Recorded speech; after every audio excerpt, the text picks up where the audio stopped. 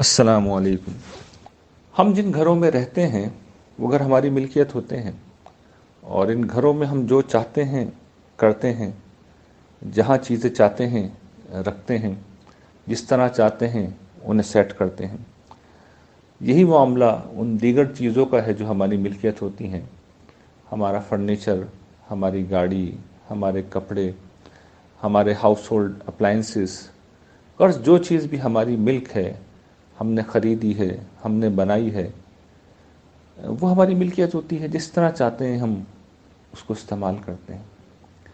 لیکن کبھی ہم نے یہ سوچا ہے کہ جس دنیا میں ہم رہتے ہیں اس میں نہ آسمان ہم نے بنایا ہے، نہ زمین ہماری ملکیت ہے، نہ بادل ہم نے بنائے ہیں، نہ ہوا پر ہمارا کوئی اختیار ہے، نہ سمندر کی تشکیل میں ہمارا کوئی حصہ ہے، نہ زمین کو زرخیز بنانے میں ہمارا کوئی کردار ہے۔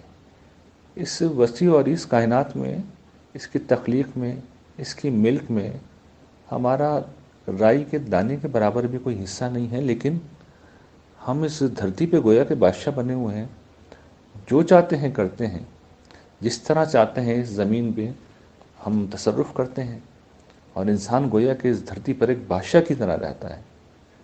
اور انسان کبھی نہیں سوچتا، ہم کبھی نہیں سوچتے کہ اس میں سے کچھ بھی ہماری ملکیت نہیں ہے۔ تو یہ بات سمجھ لینی چاہیے کہ اس دنیا میں ہم کسی چیز کا حق نہیں رکھتے ہیں۔ یہ دنیا ہمارے گھر کی طرح نہیں ہے، یہ خدا کی ملکیت ہے۔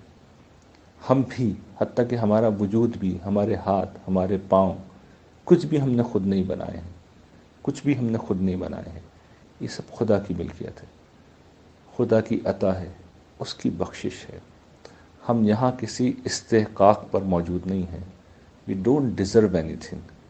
یہاں ہم امتحان کے لیے موجود ہیں، اور یہ بات بھی جان لینی چاہیے کہ یہ امتحان بہت جلد ختم ہو جائے گا، بہت جلد ختم ہو جائے گا۔ اور جب امتحان ختم ہوگا اور موت کا فرشتہ آ کر حقیقت کا پردہ اٹھائے گا، تو ہم اپنے سامنے خدا کو دیکھیں گے، عالم کے پروردگار کو دیکھیں گے، اپنے خالق و مالک کو دیکھیں گے، اور وہ ہمیں بتائے گا کہ جو کچھ تمہارے پاس تھا وہ میری ملک تھا، میں نے دیا تھا، اور امتحان کے طور پہ دیا تھا۔ اس لیے دیا تھا، اس لیے دیا تھا کہ تمہارے پاس جو کچھ ہے اسے پا کر تم میرے شکر گزار بنو، میرے فرما بردار بنو، میرا تقوی اختیار کرو۔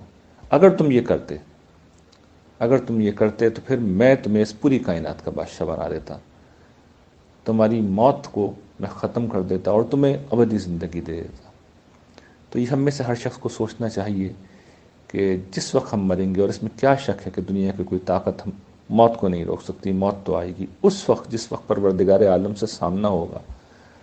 تو پروردگار ہمیں کیا کہیں گے؟ وہ یہ کہیں گے جو ابھی میں نے عرض کیا، یا وہ یہ کہیں گے کہ میرے بندے تو نے وہ کیا، میری بندی تو نے وہ کیا جس کا میں نے حکم دیا، جو میں نے چاہا، جو میں نے پسند کیا، تو نے غیب میں رہ کے مجھے دریافت کیا، اپنے ہر تعصب کو چھوڑ کر سب سے بڑھ کر مجھ سے محبت کی، میری اطاعت کی، میرے دین کو اپنی زندگی بنایا، میری بندگی کو اپنی زندگی بنایا، میرے رسول کا راستہ اختیار کیا، میری کتاب کو اپنا رہنما مانا، تو نے حق بندگی ادا کر دیا، تو نے شکر گزاری کا حق ادا کر دیا، تو نے تقوی کا حق ادا کر دیا۔